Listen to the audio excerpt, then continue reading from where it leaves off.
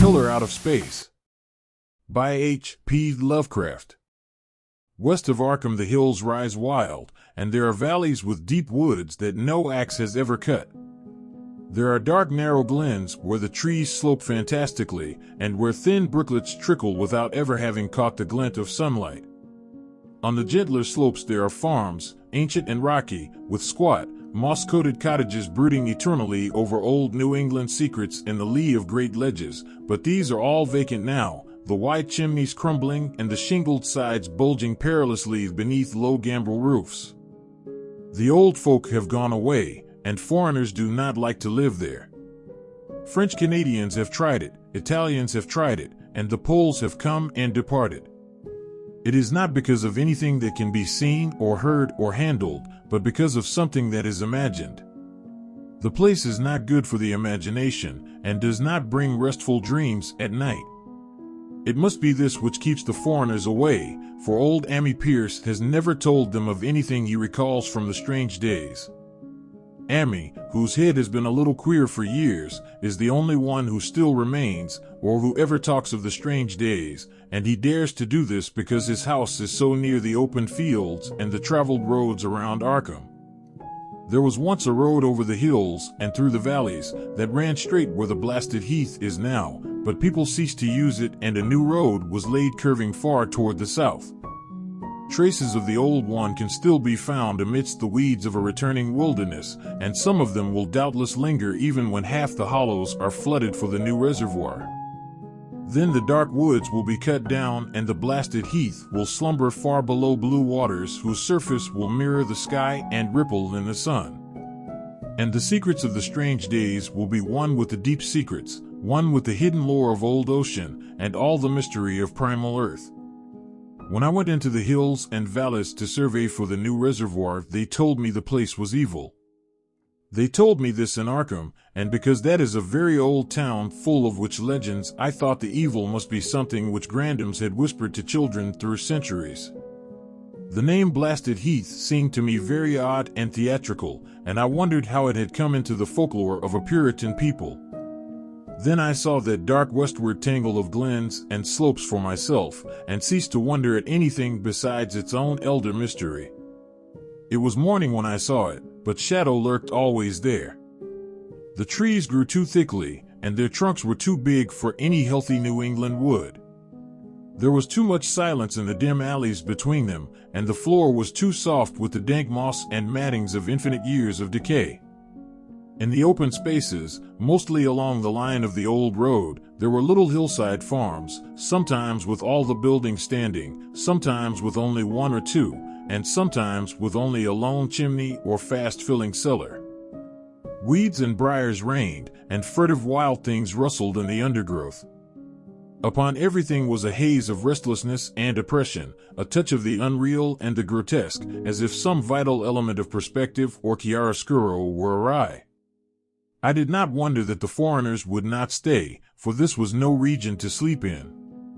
It was too much like a landscape of Salvatore Rosa, too much like some forbidden woodcut in a tale of terror. But even all this was not so bad as the blasted heath.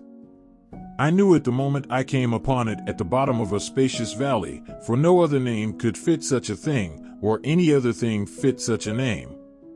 It was as if the poet had coined the phrase from having seen this one particular region. It must, I thought as I viewed it, be the outcome of a fire, but why had nothing new ever grown over those 5 acres of gray desolation that sprawled open to the sky like a great spot eaten by acid in the woods and fields? It lay largely to the north of the ancient road line, but encroached a little on the other side. I felt an odd reluctance about approaching, and did so at last only because my business took me through and past it. There was no vegetation of any kind on that broad expanse, but only a fine gray dust or ash which no wind seemed ever to blow about. The trees near it were sickly and stunted, and many dead trunks stood or lay rotting at the rim. As I walked hurriedly by, I saw the tumbled bricks and stones of an old chimney and cellar on my right, and the yawning black maw of an abandoned well whose stagnant vapors played strange tricks with the hues of the sunlight. Even the long, dark woodland climb beyond seemed welcome in contrast, and I marveled no more at the frightened whispers of Arkham people. There had been no house or ruin near. Even in the old days, the place must have been lonely and remote. And at twilight, dreading to repass that ominous spot, I walked circuitously back to the town by the curving road on the south. I vaguely wished some clouds would gather, for an odd timidity about the deep skyey voids above had crept into my soul. In the evening I asked old people in Arkham about the blasted heath, and what was meant by that phrase "strange days," which so many evasively muttered. I could not, however, get any good answers, except that all the mystery was much more recent than I had dreamed. It was not a matter of old legendary at all, but something within the lifetime of those who spoke. It had happened in the 80s, and a family had disappeared or was killed.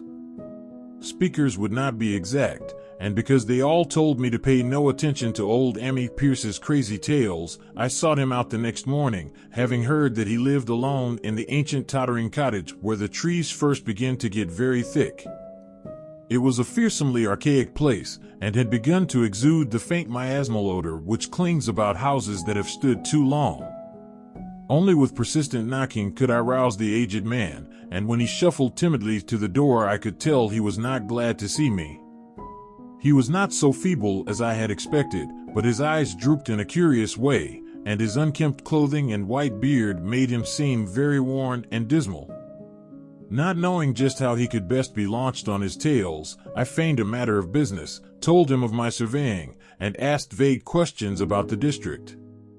He was far brighter and more educated than I had been led to think, and before I knew it had grasped quite as much of the subject as any man I had talked with in Arkham. He was not like other rustics I had known in the sections where reservoirs were to be. From him there were no protests at the miles of old wood and farmland to be blotted out, though perhaps there would have been had not his home lain outside the bounds of the future lake. Relief was all that he shewed, relief at the doom of the dark ancient valleys through which he had roamed all his life. They were better underwater now, better underwater since the strange days. And with this opening his husky voice sank low, while his body leaned forward and his right forefinger began to point shakily and impressively. It was then that I heard the story, and as the rambling voice scraped and whispered on I shivered again and again despite the summer day. Often I had to recall the speaker from ramblings, piece out scientific points which he knew only by a fading parrot memory of professors' talk, or bridge over gaps where his sense of logic and continuity broke down. When he was done I did not wonder that his mind had snapped a trifle, or that the folk of Arkham would not speak much of the blasted heath. I hurried back before sunset to my hotel, unwilling to have the stars come out above me in the open, and the next day returned to Boston to give up my position. I could not go into that dim chaos of old forest and slope again, or face another time that gray blasted heath where the black well yawned deep beside the tumbled bricks and stones. The reservoir will soon be built now, and all those elder secrets will be safe forever under watery fathoms. But even then I do not believe I would like to visit that country by night, at least, not when the sinister stars are out, and nothing could bribe me to drink the new city water of Arkham. It all began, old Ammi said, with the meteorite. Before that time there had been no wild legends at all since the witch trials, and even then these western woods were not feared half so much as the small island in the Miskatonic where the devil held court beside a curious stone altar older than the Indians.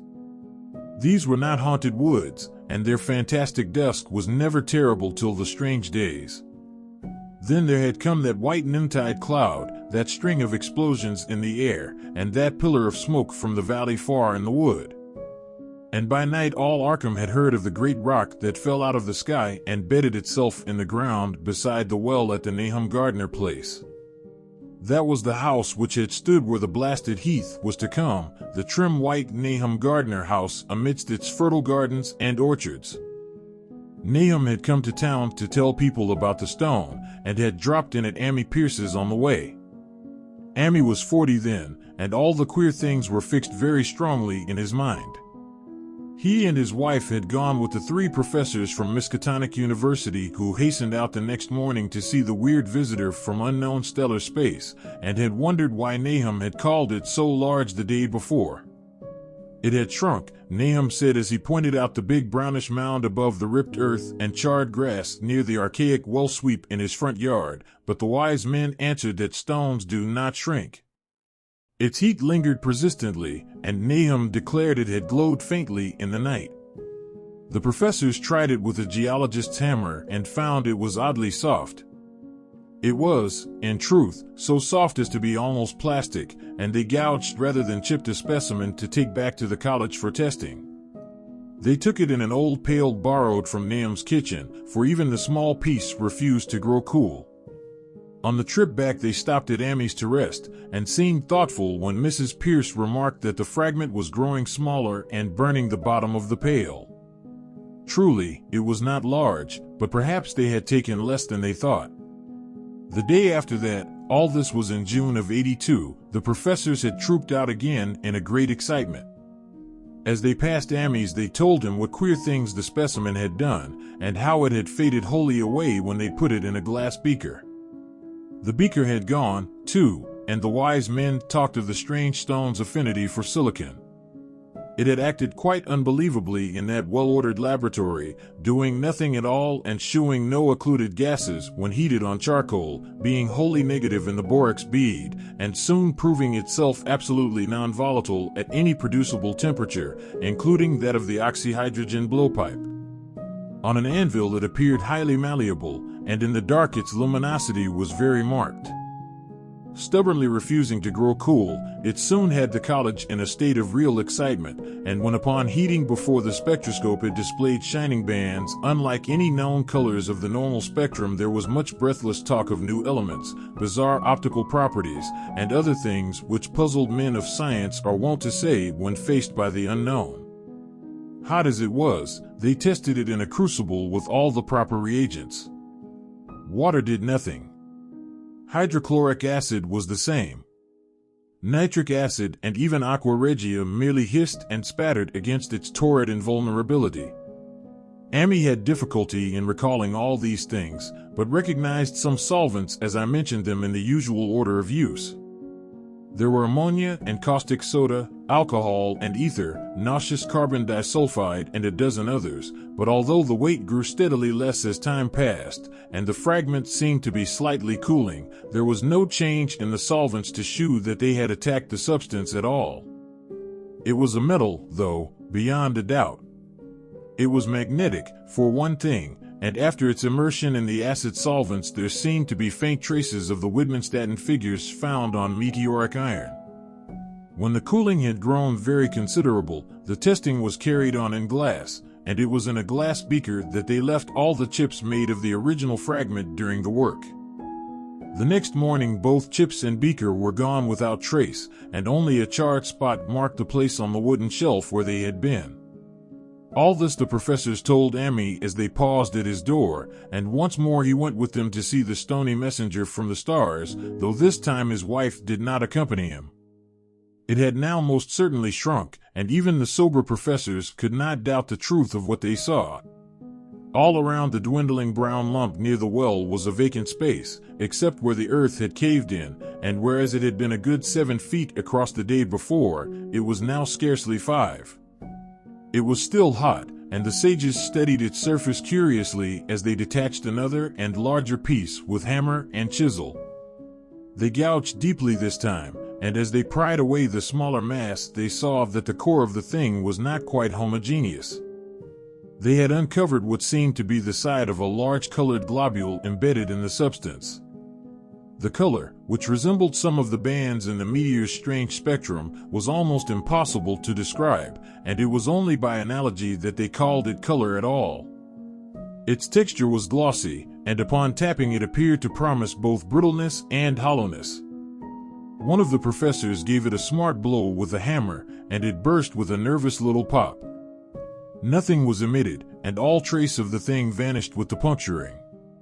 It left behind a hollow spherical space about 3 inches across, and all thought it probable that others would be discovered as the enclosing substance wasted away. Conjecture was vain, so after a futile attempt to find additional globules by drilling, the seekers left again with their new specimen, which proved, however, as baffling in the laboratory as its predecessor had been.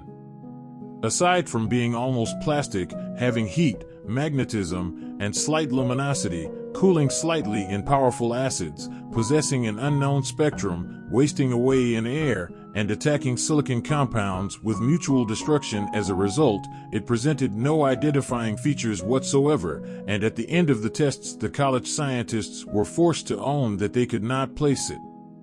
It was nothing of this earth, but a piece of the great outside, and as such dowered with outside properties and obedient to outside laws.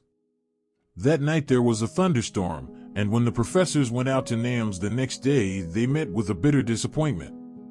The stone, magnetic as it had been, must have had some peculiar electrical property, for it had drawn the lightning, as Nahum said, with a singular persistence. 6 times within an hour the farmers saw the lightning strike the furrow in the front yard, and when the storm was over nothing remained but a ragged pit by the ancient well sweep, half choked with caved-in earth. Digging had borne no fruit, and the scientists verified the fact of the utter vanishment. The failure was total, so that nothing was left to do but go back to the laboratory and test again the disappearing fragment left carefully cased in lead. That fragment lasted a week, at the end of which nothing of value had been learned of it.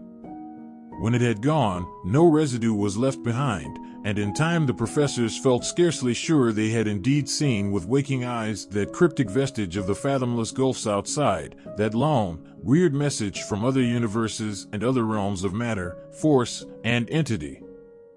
As was natural, the Arkham papers made much of the incident with its collegiate sponsoring, and sent reporters to talk with Nahum Gardner and his family. At least one Boston daily also sent a scribe, and Nahum quickly became a kind of local celebrity. He was a lean, genial person of about 50, living with his wife and 3 sons on the pleasant farmstead in the valley. He and Amy exchanged visits frequently, as did their wives, and Amy had nothing but praise for him after all these years. He seemed slightly proud of the notice his place had attracted, and talked often of the meteorite in the succeeding weeks. That July and August were hot, and Nahum worked hard at his haying in the 10-acre pasture across Chapman's Brook, his rattling wain wearing deep ruts in the shadowy lanes between. The labor tired him more than it had in other years, and he felt that age was beginning to tell on him. Then fell the time of fruit and harvest. The pears and apples slowly ripened, and Nahum vowed that his orchards were prospering as never before. The fruit was growing to phenomenal size and unwanted gloss, and in such abundance that extra barrels were ordered to handle the future crop. But with the ripening came sore disappointment, for of all that gorgeous array of specious lusciousness not one single jot was fit to eat. Into the fine flavor of the pears and apples had crept a stealthy bitterness and sickishness, so that even the smallest of bites induced a lasting disgust. It was the same with the melons and tomatoes, and Nahum sadly saw that his entire crop was lost. Quick to connect events, he declared that the meteorite had poisoned the soil, and thanked heaven that most of the other crops were in the upland lot along the road. Winter came early, and was very cold. Amy saw Nahum less often than usual, and observed that he had begun to look worried. The rest of his family, too, seemed to have grown taciturn, and were far from steady in their church-going or their attendance at the various social events of the countryside. For this reserve or melancholy no cause could be found, though all the household confessed now and then to poorer health and a feeling of vague disquiet. Nahum himself gave the most definite statement of anyone when he said he was disturbed about certain footprints in the snow. There were the usual winter prints of red squirrels, white rabbits, and foxes, but the brooding farmer professed to see something not quite right about their nature and arrangement. He was never specific, but appeared to think that they were not as characteristic of the anatomy and habits of squirrels and rabbits and foxes as they ought to be. Amy listened without interest to this talk until one night when he drove past Nahum's house in his sleigh on the way back from Clark's Corners. There had been a moon, and a rabbit had run across the road, and the leaps of that rabbit were longer than either Amy or his horse liked.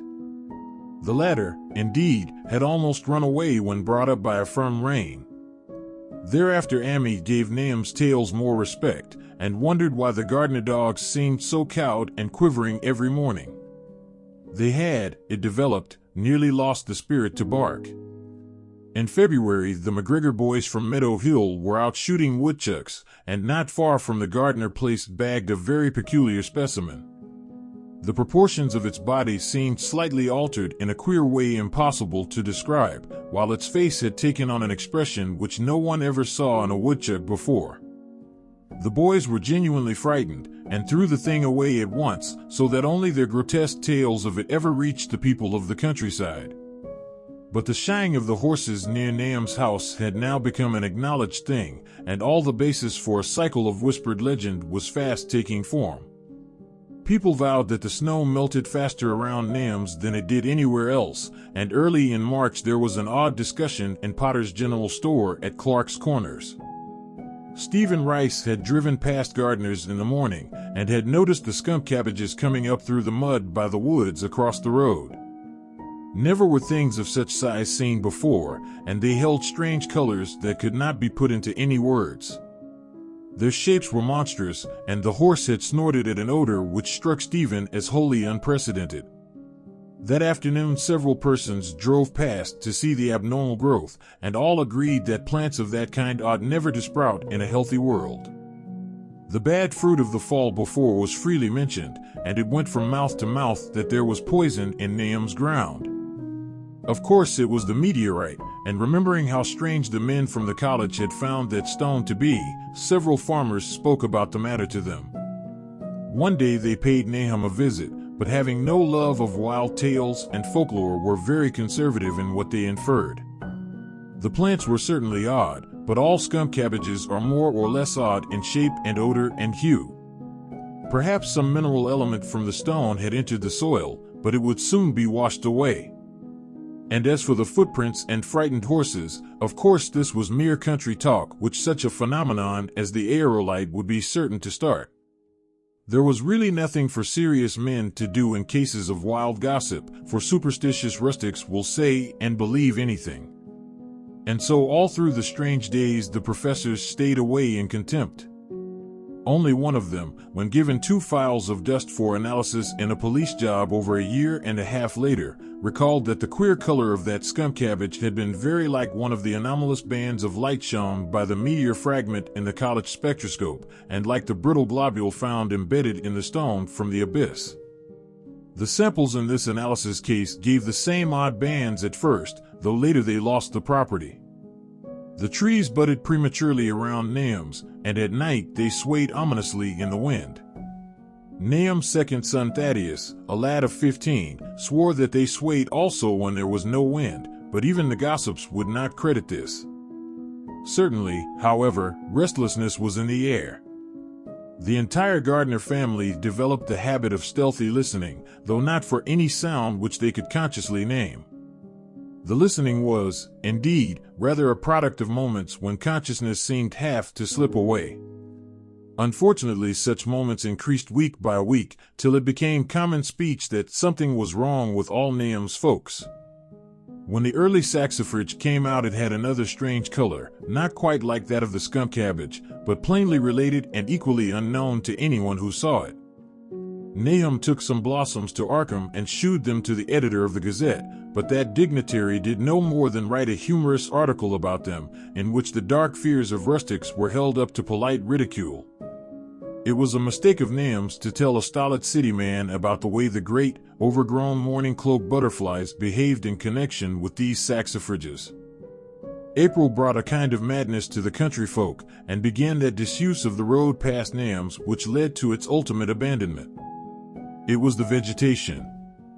All the orchard trees blossomed forth in strange colors, and through the stony soil of the yard and adjacent pasturage there sprang up a bizarre growth which only a botanist could connect with the proper flora of the region. No sane wholesome colors were anywhere to be seen except in the green grass and leafage, but everywhere those hectic and prismatic variants of some diseased, underlying primary tone without a place among the known tints of earth. The Dutchman's breeches became a thing of sinister menace, and the bloodroots grew insolent in their chromatic perversion. Amy and the gardeners thought that most of the colors had a sort of haunting familiarity, and decided that they reminded one of the brittle globule in the meteor. Nahum plowed and sowed the 10-acre pasture and the upland lot, but did nothing with the land around the house. He knew it would be of no use, and hoped that the summer's strange growths would draw all the poison from the soil. He was prepared for almost anything now, and had grown used to the sense of something near him waiting to be heard. The shunning of his house by neighbors told on him, of course, but it told on his wife more. The boys were better off, being at school each day, but they could not help being frightened by the gossip. Thaddeus, an especially sensitive youth, suffered the most. In May the insects came, and Nahum's place became a nightmare of buzzing and crawling. Most of the creatures seemed not quite usual in their aspects and motions, and their nocturnal habits contradicted all former experience. The gardeners took to watching at night, watching in all directions at random for something, they could not tell what. It was then that they all owned that Thaddeus had been right about the trees. Mrs. Gardner was the next to see it from the window as she watched the swollen boughs of a maple against the moonlit sky. The boughs surely moved, and there was no wind. It must be the sap. Strangeness had come into everything growing now. Yet it was none of Nahum's family at all who made the next discovery.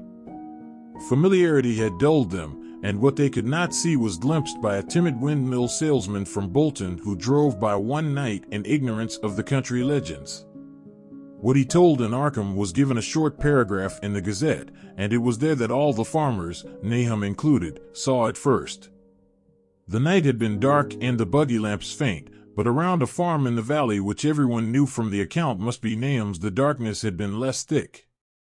A dim though distinct luminosity seemed to inhere in all the vegetation, grass, leaves, and blossoms alike, while at one moment a detached piece of the phosphorescence appeared to stir furtively in the yard near the barn.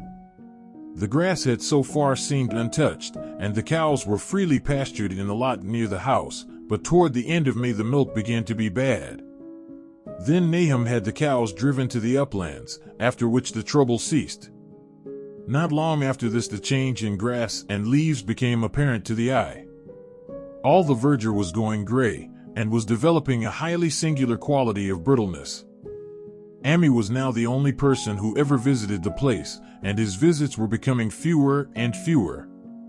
When school closed, the gardeners were virtually cut off from the world, and sometimes let Amy do their errands in town. They were failing curiously both physically and mentally, and no one was surprised when the news of Mrs. Gardner's madness stole around. It happened in June, about the anniversary of the meteor's fall, and the poor woman screamed about things in the air which she could not describe. In her raving there was not a single specific noun, but only verbs and pronouns. Things moved and changed and fluttered, and ears tingled to impulses which were not wholly sounds. Something was taken away, she was being drained of something, something was fastening itself on her that ought not to be, someone must make it keep off. Nothing was ever still in the night, the walls and windows shifted. Nahum did not send her to the county asylum, but let her wander about the house as long as she was harmless to herself and others. Even when her expression changed, he did nothing. But when the boys grew afraid of her, and Thaddeus nearly fainted at the way she made faces at him, he decided to keep her locked in the attic. By July she had ceased to speak and crawled on all fours, and before that month was over Nahum got the mad notion that she was slightly luminous in the dark, as he now clearly saw was the case with the nearby vegetation. It was a little before this that the horses had stampeded. Something had aroused them in the night, and their neighing and kicking in their stalls had been terrible. There seemed virtually nothing to do to calm them, and when Nahum opened the stable door they all bolted out like frightened woodland deer. It took a week to track all four, and when found they were seen to be quite useless and unmanageable. Something had snapped in their brains, and each one had to be shot for its own good. Nahum borrowed a horse from Amy for his haying, but found it would not approach the barn. It shied, balked, and whinnied, and in the end he could do nothing but drive it into the yard while the men used their own strength to get the heavy wagon near enough the hayloft for convenient pitching. And all the while the vegetation was turning gray and brittle.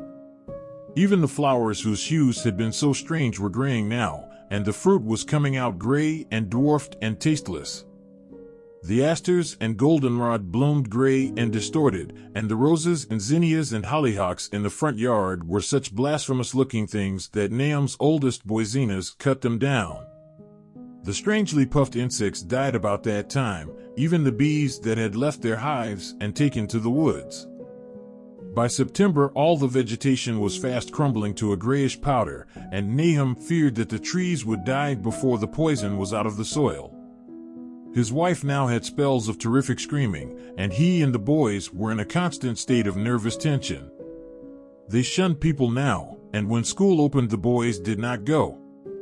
But it was Amy, on one of his rare visits, who first realized that the well water was no longer good. It had an evil taste that was not exactly forwarded nor exactly salty, and Amy advised his friend to dig another well on higher ground to use till the soil was good again. Nahum, however, ignored the warning, for he had by that time become callous to strange and unpleasant things. He and the boys continued to use the tainted supply, drinking it as listlessly and mechanically as they ate their meager and ill-cooked meals and did their thankless and monotonous chores through the aimless days. There was something of stolid resignation about them all, as if they walked half in another world between lines of nameless guards to a certain and familiar doom. Thaddeus went mad in September after a visit to the well. He had gone with a pail and had come back empty-handed, shrieking and waving his arms, and sometimes lapsing into an inane titter or a whisper about the moving colors down there. 2 in 1 family was pretty bad, but Nahum was very brave about it. He let the boy run about for a week until he began stumbling and hurting himself, and then he shut him in an attic room across the hall from his mother's. The way they screamed at each other from behind their locked doors was very terrible, especially to little Merwin, who fancied they talked in some terrible language that was not of earth. Merwin was getting frightfully imaginative, and his restlessness was worse after the shutting away of the brother who had been his greatest playmate. Almost at the same time, the mortality among the livestock commenced. Poultry turned grayish and died very quickly, their meat being found dry and noisome upon cutting. Hogs grew inordinately fat, then suddenly began to undergo loathsome changes which no one could explain. Their meat was of course useless, and Nahum was at his wit's end. No rural veterinary would approach his place, and the city veterinary from Arkham was openly baffled. The swine began growing gray and brittle and falling to pieces before they died, and their eyes and muzzles developed singular alterations. It was very inexplicable, for they had never been fed from the tainted vegetation. Then something struck the cows. Certain areas, or sometimes the whole body, would be uncannily shriveled or compressed, and atrocious collapses or disintegrations were common. In the last stages, and death was always the result, there would be a graying and turning brittle like that which beset the hogs. There could be no question of poison, for all the cases occurred in a locked and undisturbed barn. No bites of prowling things could have brought the virus, for what live beast of earth can pass through solid obstacles? It must be only natural disease, yet what disease could wreak such results was beyond any mind's guessing. When the harvest came, there was not an animal surviving on the place, for the stock and poultry were dead and the dogs had run away. These dogs, 3 in number, had all vanished one night and were never heard of again.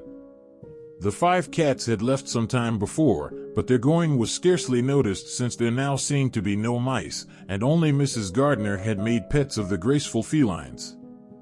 On the 19th of October, Nahum staggered into Amy's house with hideous news. The death had come to poor Thaddeus in his attic room, and it had come in a way which could not be told. Nahum had dug a grave in the railed family plot behind the farm, and had put therein what he found. There could have been nothing from outside, for the small barred window and locked door were intact, but it was much as it had been in the barn. Amy and his wife consoled the stricken man as best they could, but shuddered as they did so. Stark terror seemed to cling round the gardeners and all they touched, and the very presence of one in the house was a breath from regions unnamed and unnameable. Amy accompanied Nahum home with the greatest reluctance, and did what he might to calm the hysterical sobbing of little Merwin. Zenas needed no calming. He had come of late to do nothing but stare into space and obey what his father told him, and Amy thought that his fate was very merciful. Now and then Merwin's screams were answered faintly from the attic, and in response to an inquiring look Nahum said that his wife was getting very feeble. When night approached, Amy managed to get away, for not even friendship could make him stay in that spot when the faint glow of the vegetation began and the trees may or may not have swayed without wind. It was really lucky for Amy that he was not more imaginative.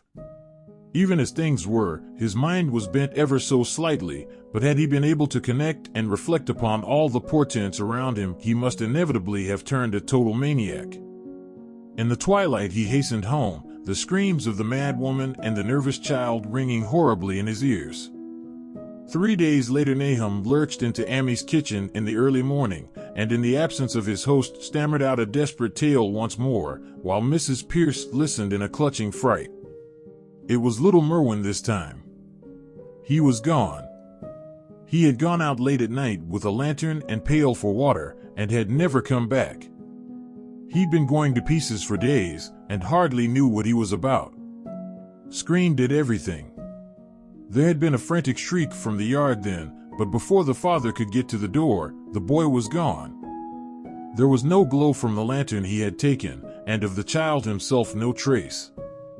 At the time Nahum thought the lantern and pail were gone too, but when dawn came, and the man had plodded back from his all-night search of the woods and fields, he had found some very curious things near the well. There was a crushed and apparently somewhat melted mass of iron which had certainly been the lantern, while a bent bale and twisted iron hoops beside it, both half-fused, seemed to hint at the remnants of the pail. That was all. Nahum was past imagining, Mrs. Pierce was blank, and Amy, when he had reached home and heard the tale, could give no guess. Merwin was gone, and there would be no use in telling the people around, who shunned all gardeners now.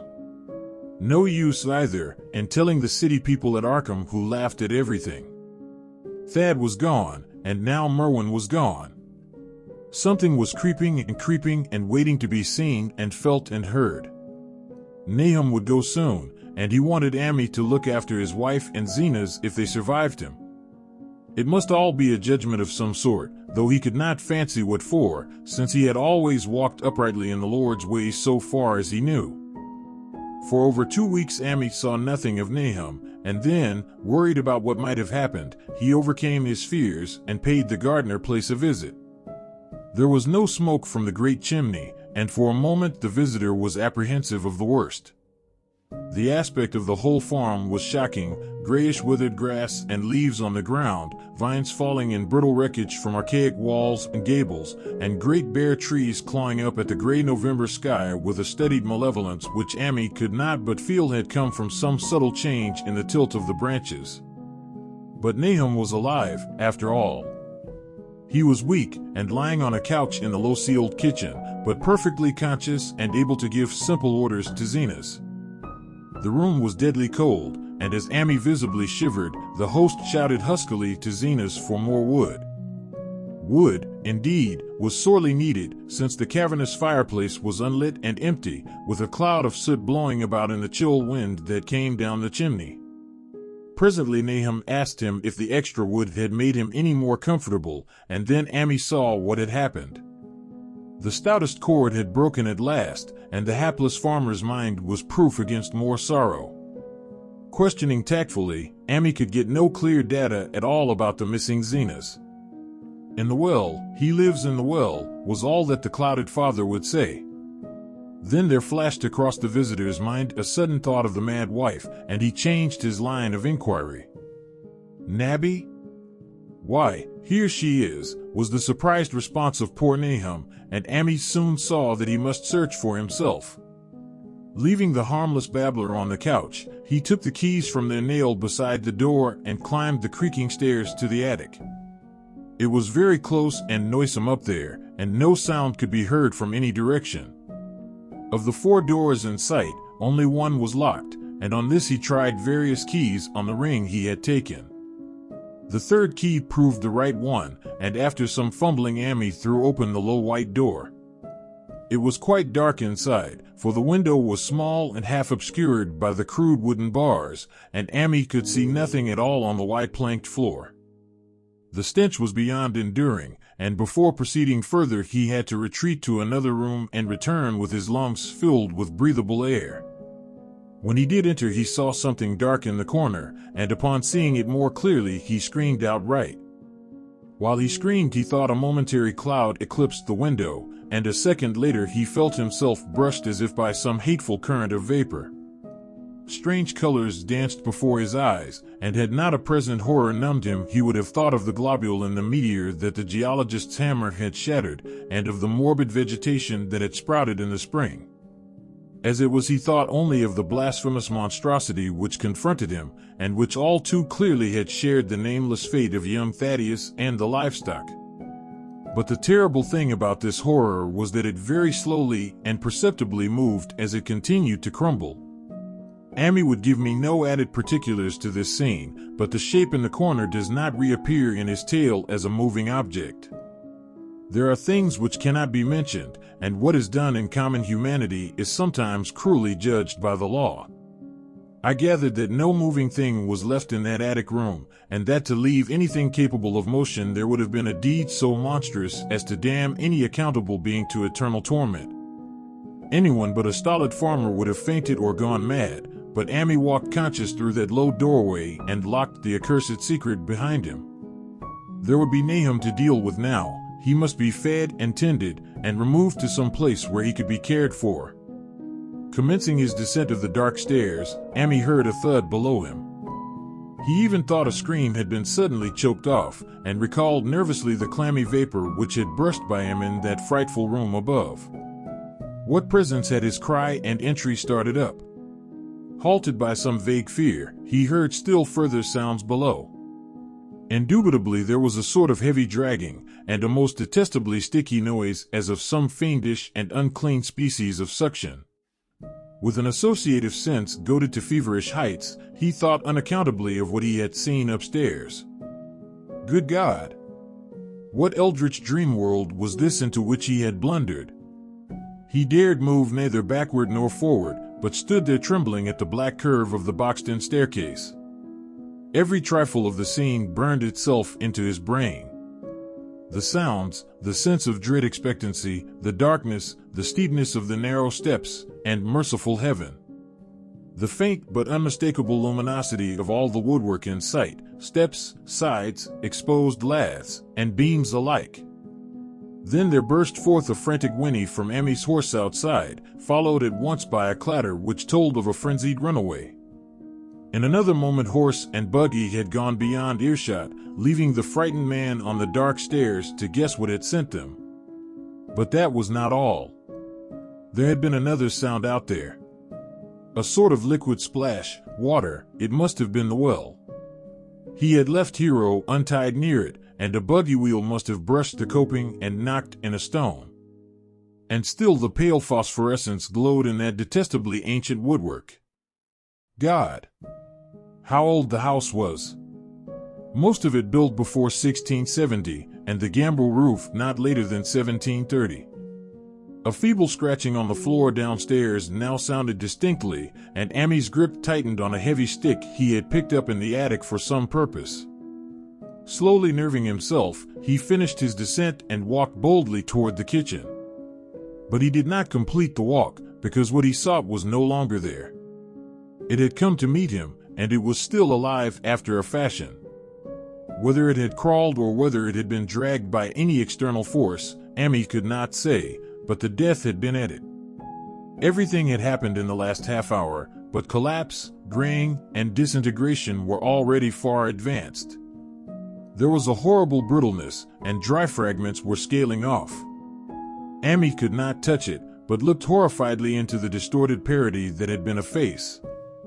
What was it, Nahum? What was it? He whispered, and the cleft, bulging lips were just able to crackle out a final answer. Nothing, the color, it burns, cold and wet, but it burns, it lived in the well. I seen it, a kind o' smoke, just like the flowers last spring, the well shone at night. Thad and Murney and Zenas, everything alive, sucking the life out of everything, and that stone, it must have come in that stone, poisoned the whole place, don't know what it wants, that round thing them men from the college dug out in the stone, they smashed it, it was that same color, just the same, like the flowers and plants, must have been more of 'em, seeds, they growed. I seen it the first time this week, must have got strong on Zenas, he was a big boy, full old life, it beats down your mind and then gets ye, burns ye up, in the well water, you was right about that, evil water. Zenas never come back from the well, can't get away, draws ye know some 'at's comin', but 'tain't no use. I seen it time and again sink Zenas was took, war's nabby, ammy?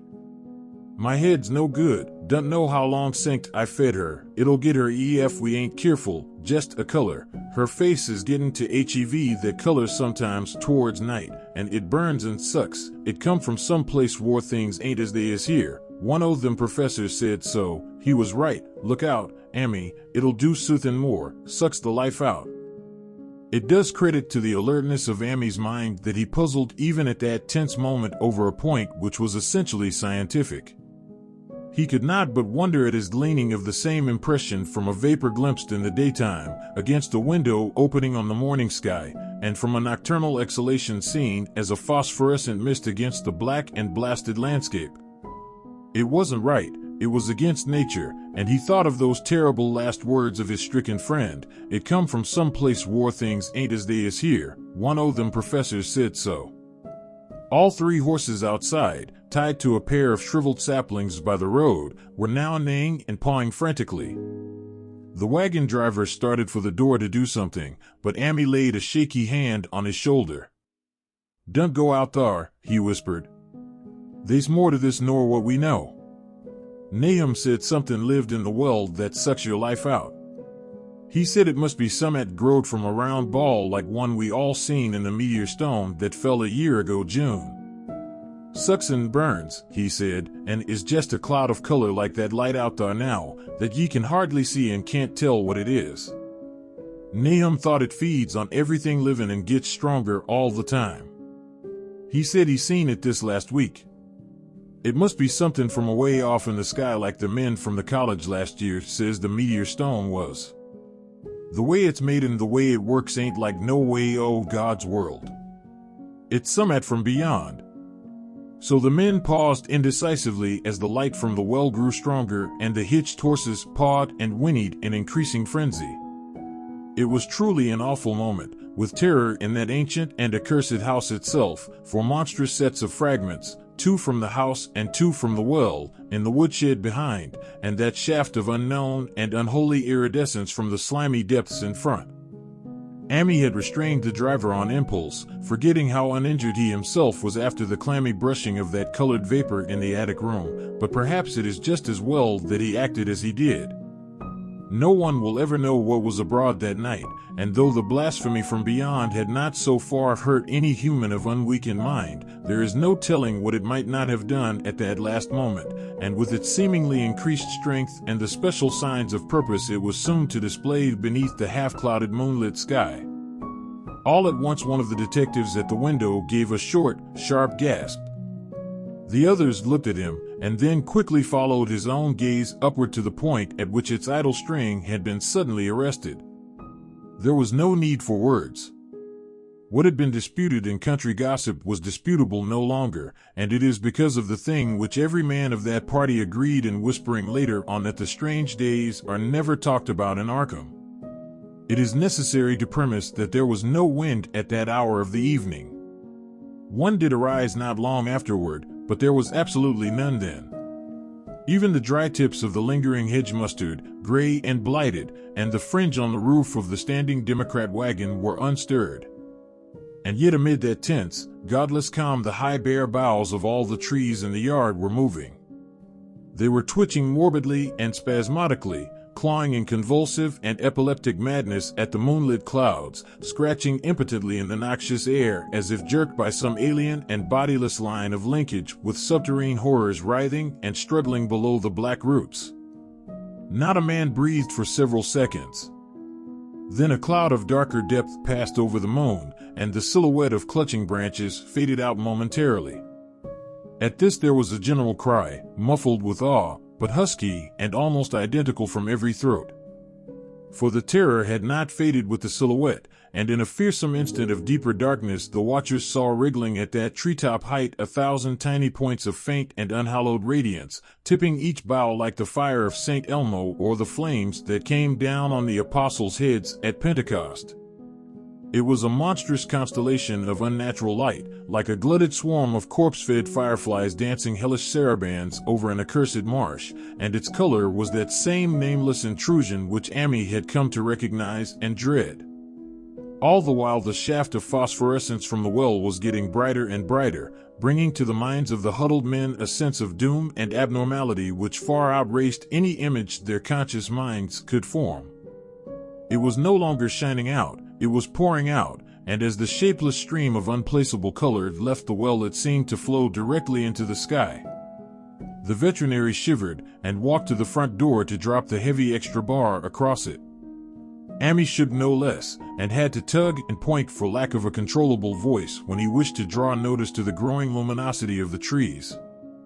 The neighing and stamping of the horses had become utterly frightful, but not a soul of that group in the old house would have ventured forth for any earthly reward. With the moments the shining of the trees increased, while their restless branches seemed to strain more and more toward verticality. The wood of the well sweep was shining now, and presently a policeman dumbly pointed to some wooden sheds and beehives near the stone wall on the west. They were commencing to shine, too, though the tethered vehicles of the visitors seemed so far unaffected. Then there was a wild commotion and clopping in the road, and as Amy quenched the lamp for better seeing they realized that the span of frantic grays had broke their sapling and run off with the Democrat wagon. The shock served to loosen several tongues, and embarrassed whispers were exchanged. "It spreads on everything organic that's been around here," muttered the medical examiner. No one replied, but the man who had been in the well gave a hint that his long pole must have stirred up something intangible. "It was awful," he added. "There was no bottom at all. Just ooze and bubbles and the feeling of something lurking under there." Amy's horse still pawed and screamed deafeningly in the road outside, and nearly drowned its owner's faint quaver as he mumbled his formless reflections. "It come from that stone, it growed down thar, it got everything living, it fed itself on mind and body. Thad and Murney, Zenas and Nabby. Nahum was the last, they all drunk the water, it got strong on it come from beyond, where things ain't like they be here, now it's going home."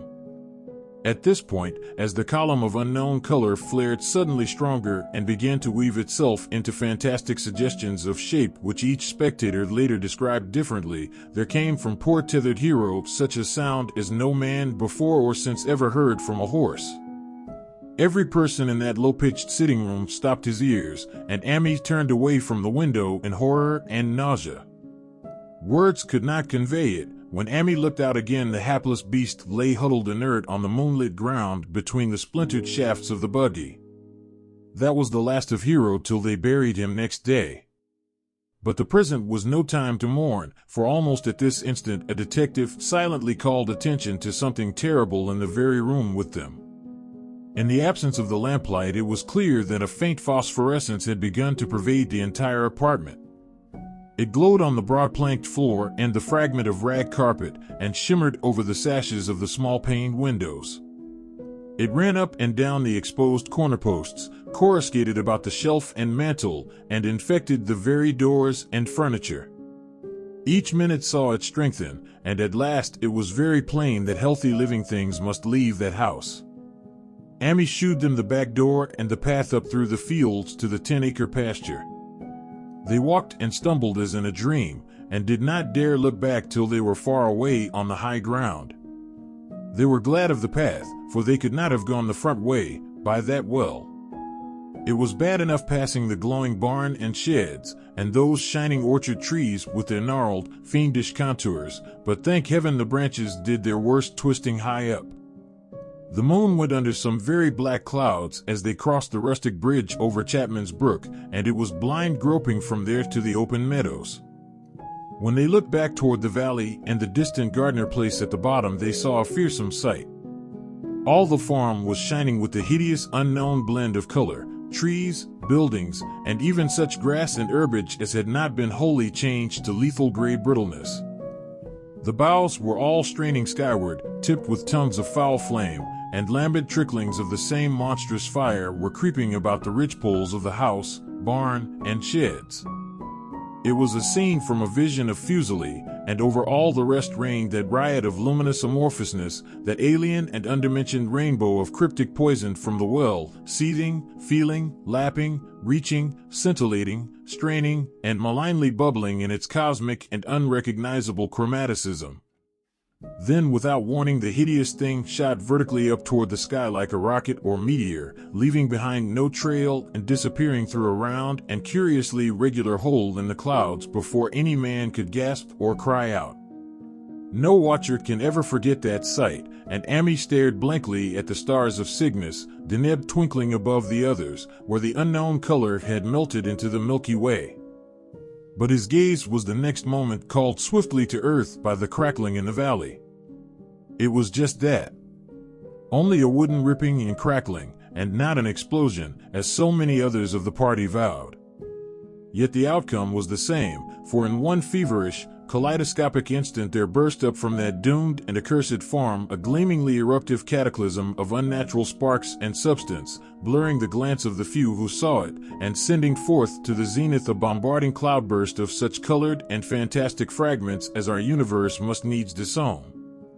Through quickly reclosing vapors they followed the great morbidity that had vanished, and in another second they had vanished too. Behind and below was only a darkness to which the men dared not return, and all about was a mounting wind which seemed to sweep down in black, frore gusts from interstellar space. It shrieked and howled, and lashed the fields and distorted woods in a mad cosmic frenzy, till soon the trembling party realized it would be no use waiting for the moon to shew what was left down there at Nahum's. Too odd even to hint theories, the 7 shaking men trudged back toward Arkham by the North Road. Amy was worse than his fellows, and begged them to see him inside his own kitchen, instead of keeping straight on to town.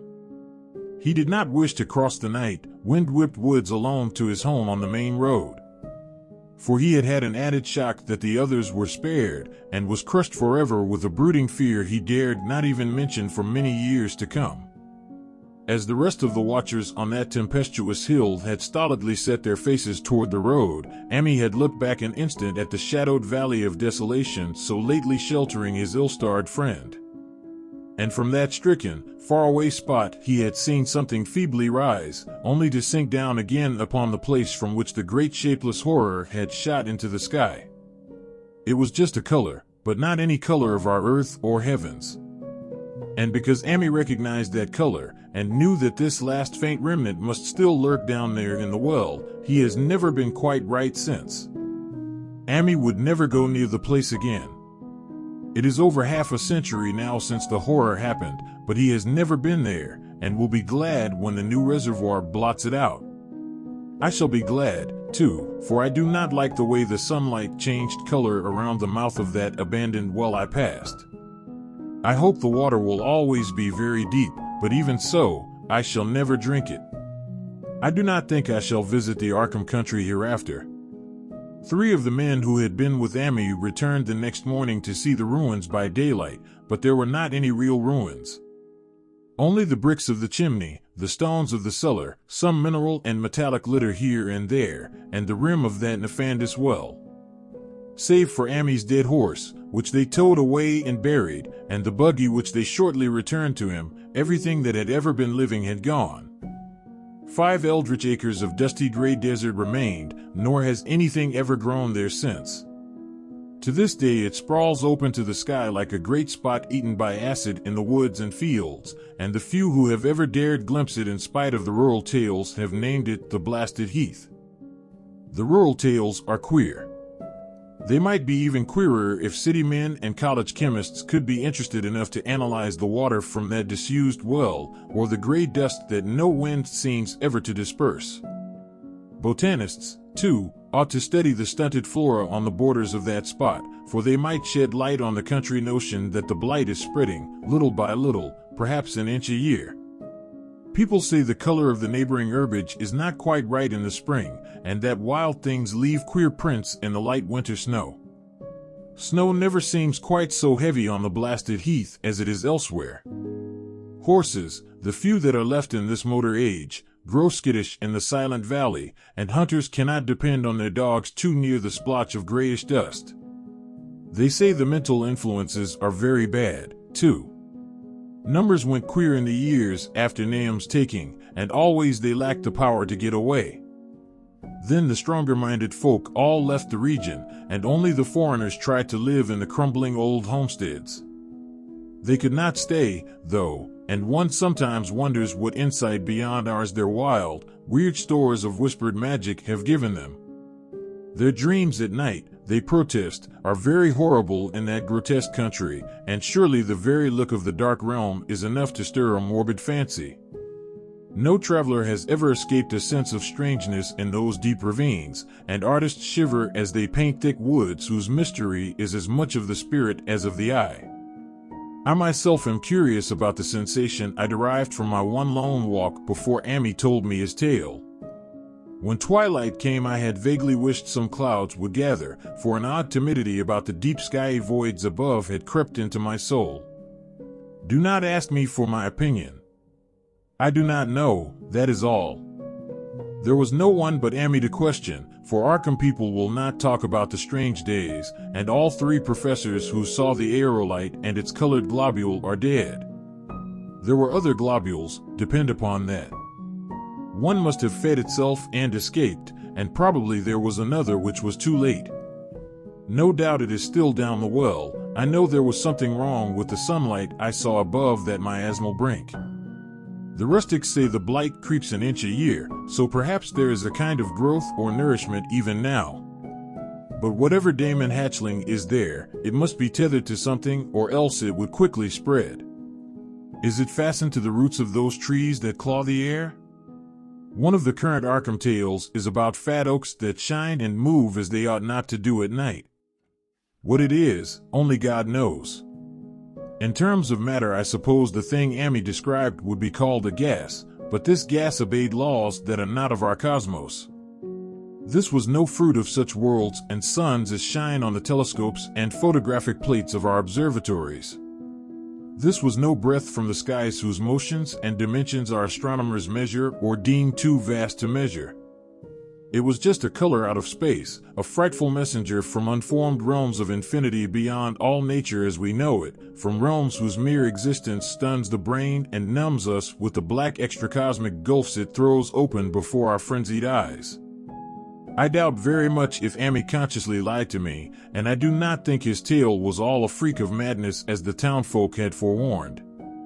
Something terrible came to the hills and valleys on that meteor, and something terrible, though I know not in what proportion, still remains. I shall be glad to see the water come.